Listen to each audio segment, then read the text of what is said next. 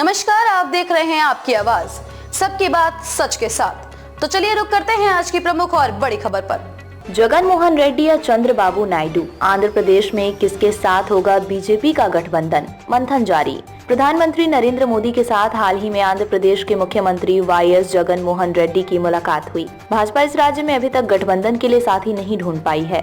राज्य के सत्तारूढ़ वाईएसआर कांग्रेस पार्टी वाईएसआरसीपी दोस्ती के लिए इच्छुक है। वहीं मुख्य विपक्ष तेलुगु देशम पार्टी टीडीपी को भी उम्मीद है कि उसका एनडीए में दोबारा स्वागत किया जाएगा। जगन मोहन रेड्डी ने नए संसद भवन में प्रधानमंत्री नरेंद्र मोदी से मुलाकात से पहले उन्होंने केंद्रीय गृह मंत्री अमित शाह और भाजपा के राष्ट्रीय अध्यक्ष जेपी नड्डा से चर्चा की थी। रेड्डी की भाजपा नेताओं से मुलाकात पर चंद्रबाबू नायडू की करीबी नजर जरूर बनी होगी। वो बीते कुछ दिनों से राष्ट्रीय राजधानी दिल्ली में डेरा जमाए हुए हैं। इससे पहले उन्होंने अमित शाह से मुलाकात की थी। सूत्रों संकेत दिया था कि भाजपा ने आंध्र प्रदेश में एक साथ होने वाले विधानसभा और लोकसभा चुनाव के लिए टीडीपी और उसकी सहयोगी जनसेना पार्टी जेएसपी के साथ एक समझौता किया है। हालांकि अब जगमोहन रेड्डी की मुलाकात ने अटकलों को जन्म दे दिया है। आपको बता दें कि वाईएसआरसीपी ने लगभग हर महत्वपूर्ण अवसर पर केंद्र में भाजपा को संसद में समर्थन दिया है। माना जाता है कि वाईएसआरसीपी को राज्य में अल्पसंख्यकों का समर्थन प्राप्त है, इसलिए वो इस बात से सावधान है कि गठबंधन राज्य और राष्ट्रीय चुनाव में उसकी संभावनाओं को प्रभावित कर सकता है। जगन ने इस सप्ताह की शुरुआत में कहा था कि वो चाहते हैं कि अगले लोकसभा चुनाव में कोई भी पार्टी पूर्ण बहुमत के साथ सत्ता में न आए। सूत्रों का कहना है कि उनकी बात बीजेपी को अच्छी नहीं लगी।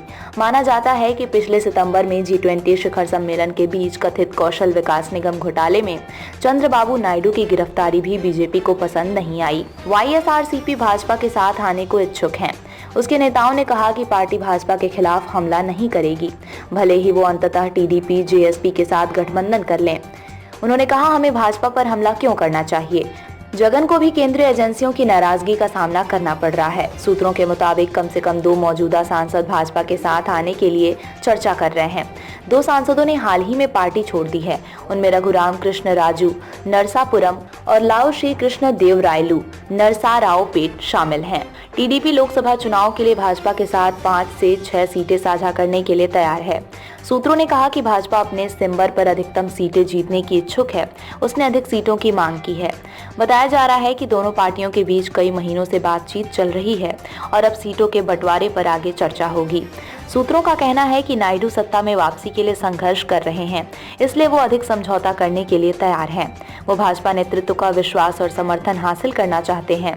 भाजपा का केंद्रीय नेतृत्व इसमें सिर्फ अपनी जीत देख रहा है, क्योंकि वाईएसआरसीपी के साथ मैत्रीपूर्ण संबंध और टीडीपी जेएसपी के साथ आधिकारिक गठबंधन आंध्र प्रदेश की 25 लोकसभा सीटों में से कम कुछ सीटों पर भगवा पार्टी के लिए जीत सुनिश्चित करेगा। 2019 के लोकसभा चुनाव में वाईएसआरसीपी ने 22 सीटें और टीडीपी ने 3 सीटें जीती थीं। खबरों में अब तक के लिए बस इतना ही। फिर होगी आपसे मुलाकात ऐसी किसी बड़ी और खास खबर के साथ। तब तक के लिए नमस्कार और देखते रहिए आपकी आवाज।